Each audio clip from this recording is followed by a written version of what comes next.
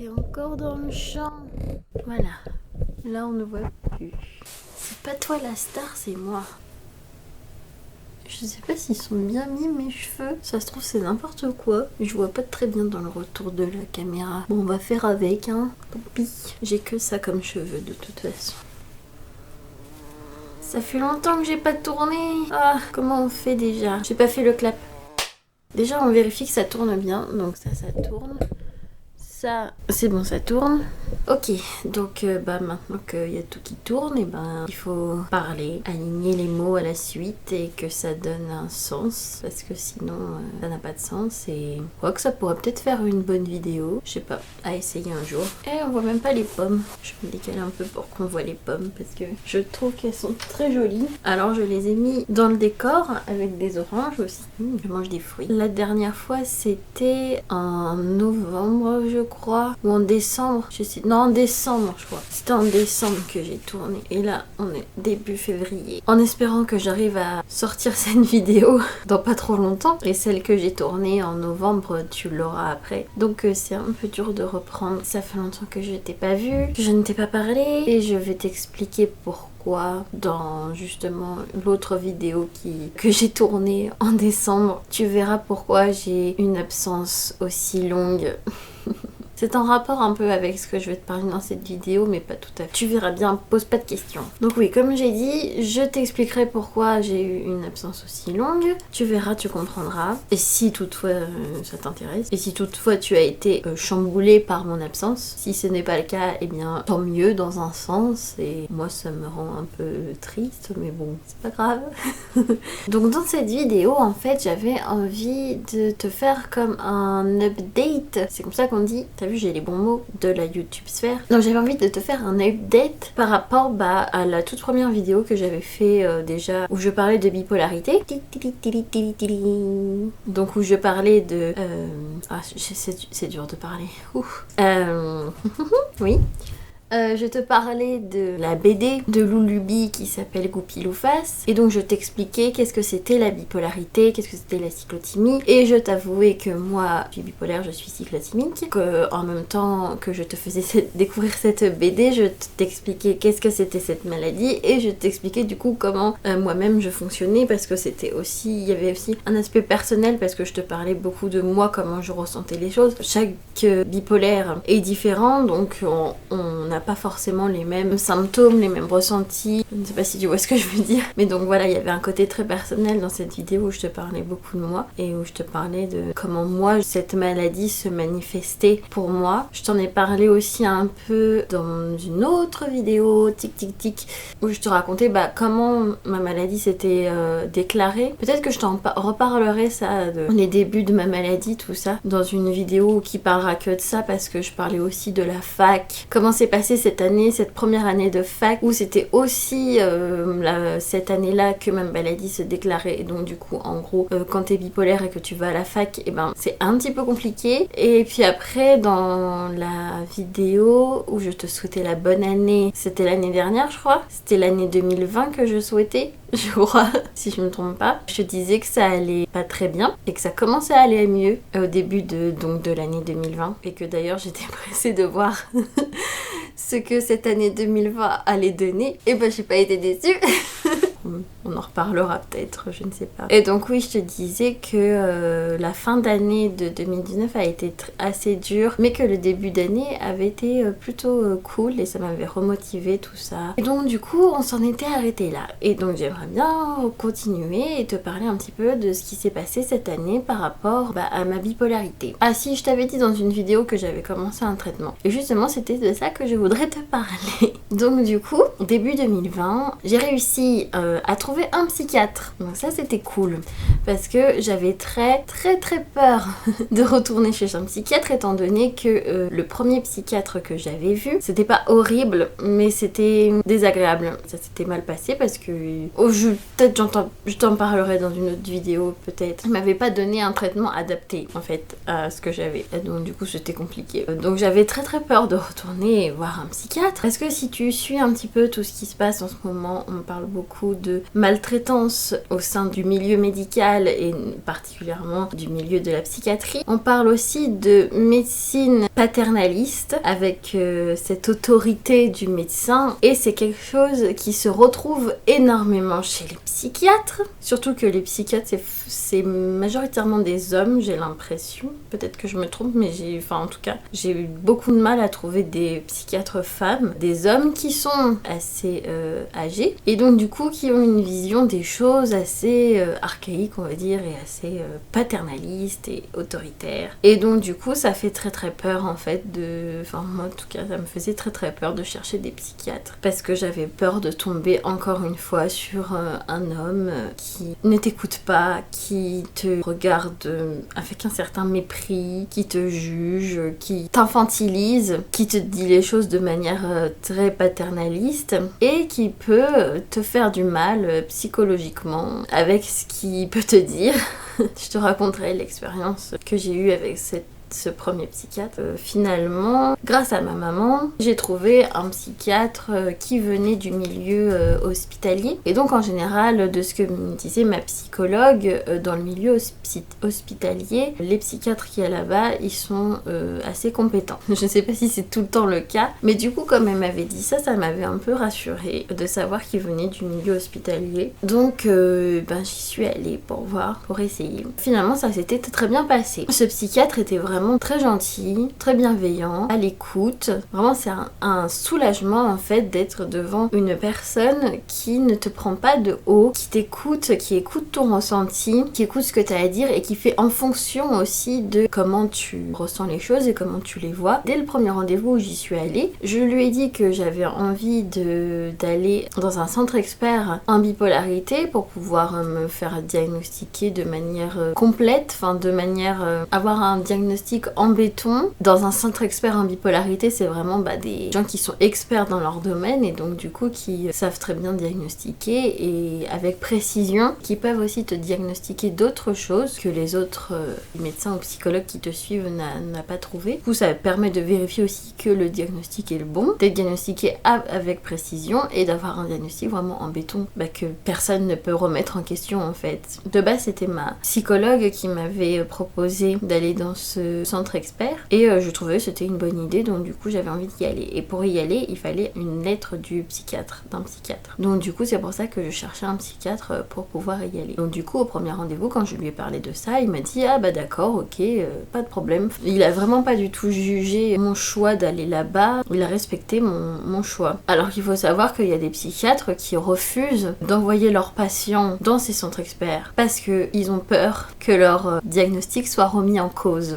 Donc du coup pour ces psychiatres-là, leur ego compte plus que la santé de leurs patients.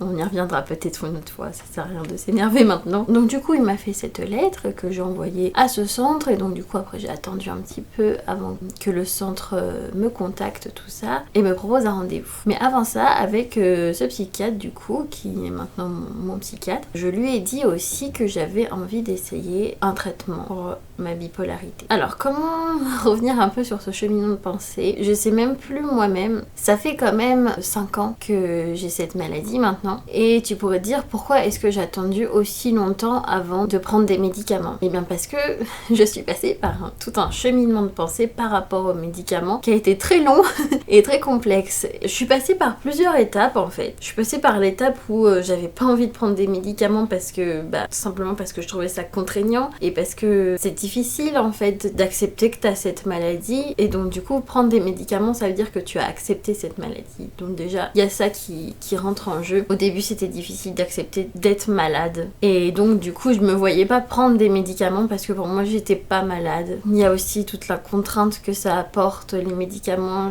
J'avais peur que ce soit très contraignant, j'avais peur évidemment des effets secondaires, j'avais un peu peur d'être un cobaye en fait des médecins en prenant des médicaments. Peut-être que je referai une vidéo complète par rapport aux médicaments, mais disons que voilà, je suis passée par plein d'étapes comme ça. J'ai rencontré aussi mon amie Clémentine qui a été un exemple pour moi de personne qui prenait plein de médicaments, beaucoup de médicaments, des grosses doses. Ça faisait un cocktail de médicaments qu'elle prenait et ça ne lui réussissait pas du tout. Et donc quand je voyais à quel point ça lui faisait du mal, tous ces médicaments, forcément moi ça m'avait dégoûtée. J'avais pas du tout envie d'en prendre. Et donc voilà, j'avais fait comme ça un gros rejet des médicaments. J'ai dû prendre beaucoup de recul vis-à-vis de tout ça et de réfléchir comme ça pendant longtemps avant de nuancer ce que je pensais à propos des médicaments et d'arrêter en fait de diaboliser les médicaments. Je me disais peut-être que ça m'aidera en fait, peut-être que j'en ai besoin et donc je me suis dit ok,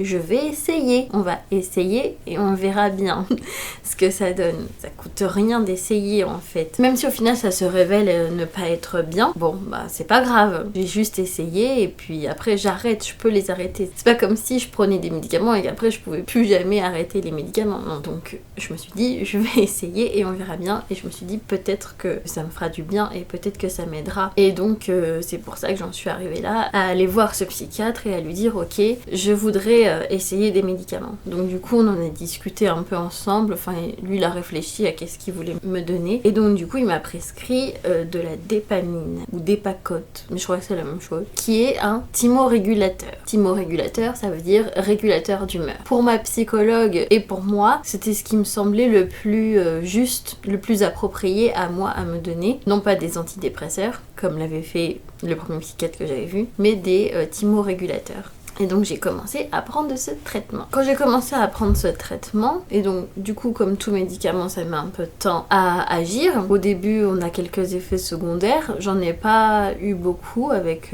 ce médicament là. Et puis très rapidement finalement au bout d'un mois ça a commencé à agir. Et donc effectivement j'ai vu que ça améliorait mon humeur, que ça réduisait mes variations. J'avais moins de variations brusques dans la journée et moins de variations aussi sur une plus longue période, enfin un peu difficile à expliquer. Et j'étais pas trop basse et même quand je descendais, parce que j'ai eu quand même des moments où mon humeur a chuté, et ben j'étais juste déprimée, mais j'allais pas jusqu'à la dépression. Et du coup je me suis dit en fait c'est génial. En fait c'est génial, ça me change vraiment la vie, c'est trop bien. Et je me suis dit mais mince, mais en fait j'aurais dû en prendre plutôt des médicaments parce que vraiment j'ai vu à quel point ça m'aidait en fait. C'était comme un soutien. Ça fait pas tout les médicaments mais ça te soutient énormément en fait. Donc du coup c'était cool. Ça me reposait en fait. Parce que avant de prendre des médicaments, j'étais obligée de faire un nombre incalculable d'efforts, de choses pour essayer de maintenir mon humeur haute. J'étais obligée d'avoir un rythme de vie le plus régulier possible, mais mettre en place ce rythme de vie quand tu as une maladie comme ça demande énormément d'efforts parce que naturellement tu vas forcément quand t'as des variations comme ça d'humeur, tu vas forcément naturellement avoir un rythme de vie qui est un peu chaotique et donc du coup maintenir un rythme de vie régulier c'est très très dur. Le fait d'avoir des médicaments ça me reposait un peu en fait parce que j'étais plus obligée de faire autant d'efforts qu'avant et de manière générale d'avoir une humeur un peu plus haute, d'avoir une humeur soit normale soit bien, forcément ça repose aussi parce que tu te sens plus énergique, t'as moins ton esprit qui travaille sur des mauvaises pensées, des choses anxieuses, etc. Et donc du coup je me suis dit mais mince, pourquoi j'ai pas pris ces médicaments plus tôt? Et en réfléchissant après, j'en ai parlé à ma psychologue, tout ça, je me suis dit non mais finalement c'était le bon moment pour prendre les médicaments et peut-être qu'avant ça aurait été trop tôt. Et puis même en fait il fallait que je passe par là, par toute cette réflexion autour des médicaments. Si au départ j'ai eu un rejet des médicaments, c'est pas pour rien en fait. Et ça je développerai peut-être dans une autre vidéo. Et puis c'est une bonne chose en fait de prendre les médicaments une fois que je les voulais vraiment, une fois que j'avais plus cette peur ou ce rejet des médicaments parce que je les aurais pris avant quand j'en avais pas vraiment envie d'en prendre, ça aurait pas aussi bien marché en fait. Parce que quand tu te forces à prendre des médicaments alors que t'en as pas envie, en général ça marche pas bien et c'est vraiment une grosse contrainte. C'est assez horrible en fait quand c'est les médecins qui t'imposent des médicaments alors que t'as pas envie de les prendre. Je pense que dans ce cas-là comme ça, faut passer par une certaine déjà acceptation de la maladie et ensuite une acceptation des médicaments tout simplement. Et quand tu les prends et que t'as vraiment envie de les prendre et du moins que t'as pas peur, et du coup je pense que là ça marche mieux et c'est moins vraiment une contrainte et t'as moins l'impression de faire du mal à ton corps en fait. Je sais pas comment expliquer ça. Comme si tu faisais quelque chose alors que t'en avais pas vraiment envie. Tu vois ce que je veux dire? Et donc déjà il y a ça. Et il y a aussi que pendant tout ce temps où j'ai pas pris de médicaments, ça m'a permis en fait d'apprendre à gérer ma maladie toute seule, d'apprendre des techniques. Enfin j'ai mes petites techniques à moi pour gérer ma maladie, pour gérer mes humeurs, pour gérer mes émotions. J'ai appris tout ça toute seule avec le temps. Et donc c'est une bonne chose en fait, parce que si j'avais pris des médicaments tout de suite, et ben ça m'aurait tout de suite soulagée, mais ça m'aurait peut-être pas permis d'apprendre tout ça en fait. Comme les médicaments ils font pas tout, t'es obligé aussi de faire des choses toi aussi pour aller mieux. Donc du coup c'est aussi une bonne chose. Alors que si je les avais pris peut-être au début, peut-être que je me serais trop reposée sur les médicaments et que je n'aurais pas appris à faire tout ça, à gérer moi-même la maladie. Apprendre à se connaître aussi, forcément ça t'aide énormément. Et donc maintenant que je sais tout ça, bah je peux me reposer un peu en prenant des médicaments et ça fait du bien. Donc voilà, je sais pas si j'ai très bien expliqué. Alors avec le recul là, je me rends compte que j'ai quand même eu des périodes un peu sombres, mais pas trop. Comme je disais, je tombais pas juste totalement en dépression, mais j'étais quand même dans une bonne déprime. Et donc du coup j'ai eu ça à la fin du premier confinement. Du coup c'était mai-juin. Et puis après, en juillet ça allait mieux. D'ailleurs j'ai tourné un court-métrage en juillet, du coup j'étais super fière de moi. Mais après en août, j'étais assez déprimée aussi.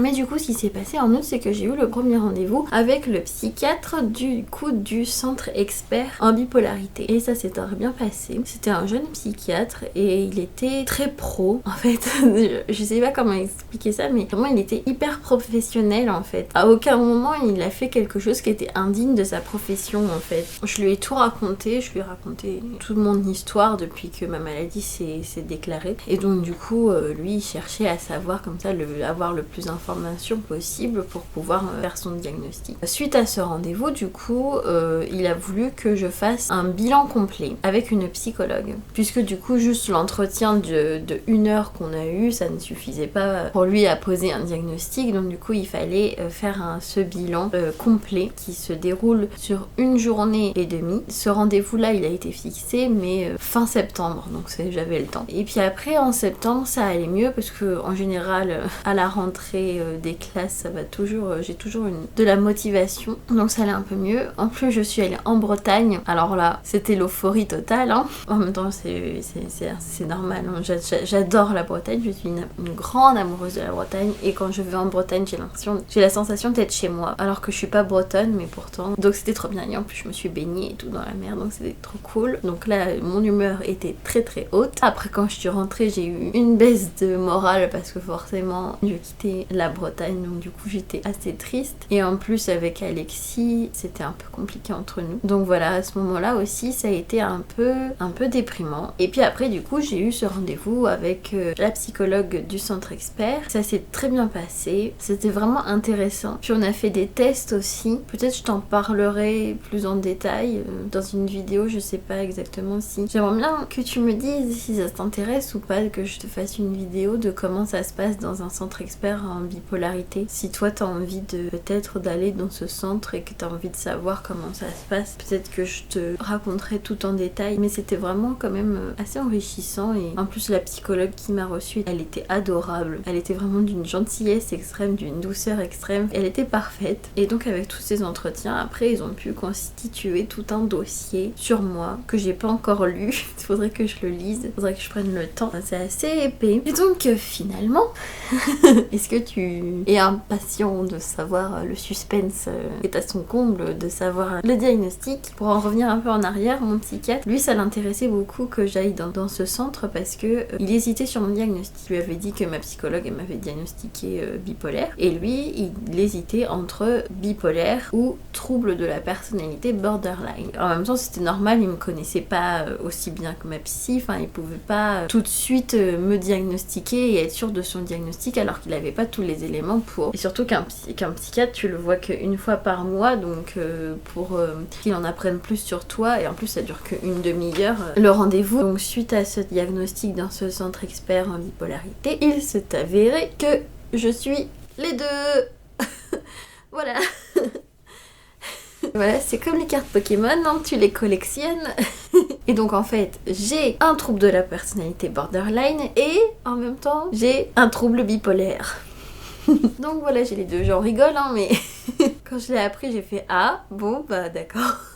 J'aime bien accumuler les problèmes. En même temps, c'est quelque chose d'assez courant. Apparemment, il y a une grosse comorbidité entre le trouble de la personnalité borderline et la bipolarité. Donc bon, c'est assez courant. Et j'ai pas que ça non plus. Ils ont aussi découvert un trouble de l'attention. Et en même temps, ça m'étonne pas vraiment parce que bah, c'est pas pour rien que j'ai choisi comme pseudo Amélie Lune. Hein, Lune, être dans la lune.